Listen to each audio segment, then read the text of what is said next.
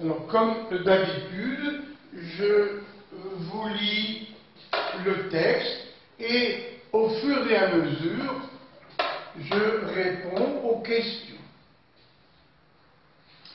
Soit f une fonction définie sur l'intervalle 0, 1. Voilà.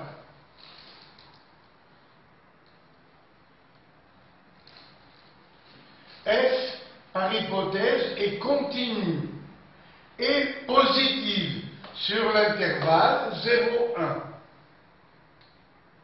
Soit A, un réel tel que A soit strictement compris entre 0 et 1. Voilà. F est représenté par la courbe C dans un repère orthogonal. Vous voyez une petite remarque, il n'est pas écrit orthonormé, tout simplement orthogonal. Ça veut dire que les longueurs des unités peuvent ne pas être les mêmes. A1 est l'aire du domaine limité par OX, OY et la parallèle à OY d'abscisse A. Voilà pour A1.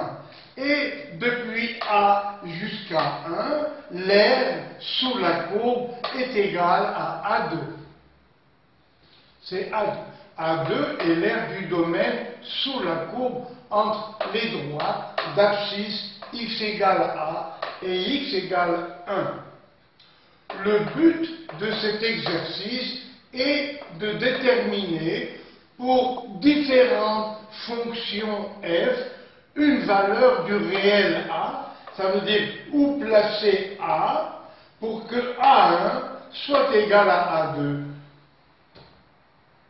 Donc, le but de cet exercice est de déterminer pour différentes fonctions f une valeur du réel A telle que A1 égale A2.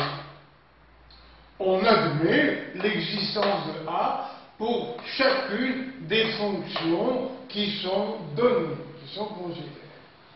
Alors, partie A. Calculer petit a si, premièrement, f est une fonction constante c. Là voilà. F est une fonction constante. Eh bien, si la fonction est constante, pour avoir A1 égale à 2, eh bien, ça veut dire que A égale 1,5.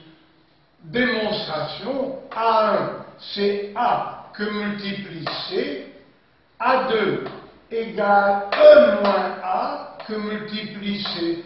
En écrivant A1 égale à 2, ça fait AC égale 1 moins AC, d'où A, divisons par C, A égale 1 moins A. 2A égale 1, A égale 1,5.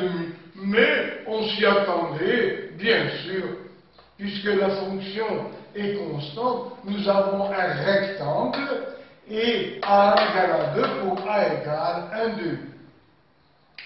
Deuxième question, très facile, f de x égale x. Alors, où placer A pour que A1 soit égal à A2?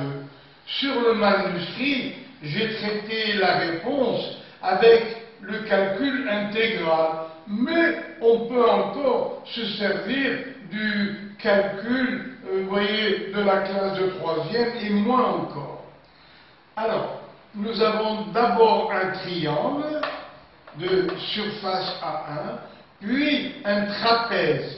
Alors, pour le triangle, quelle est sa surface? C'est la base par la hauteur divisée par 2. Ça fait A carré sur 2. Et pour le trapèze, quelle est sa surface? Petite base, ça fait A, plus grande base, ça fait 1. Que multiplie la hauteur? C'est 1 moins A. Que multiplie 1 moins A est divisé par 2. 1 plus A par 1 moins A, ça fait 1 moins A2, divisé par 2. Alors, on va écrire donc que A1 égale à 2. Donc, la surface du triangle égale la surface du trapèze.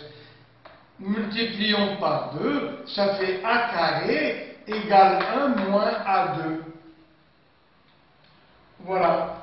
Et ça nous donne 2 fois A carré égale 1.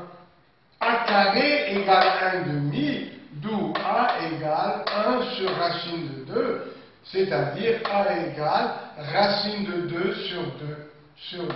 Ça fait 1 414 divisé par 2. Et voilà, ça nous fait donc A à peu près égal à 0,7. Mais voici, bien sûr, la valeur exacte. Et voilà.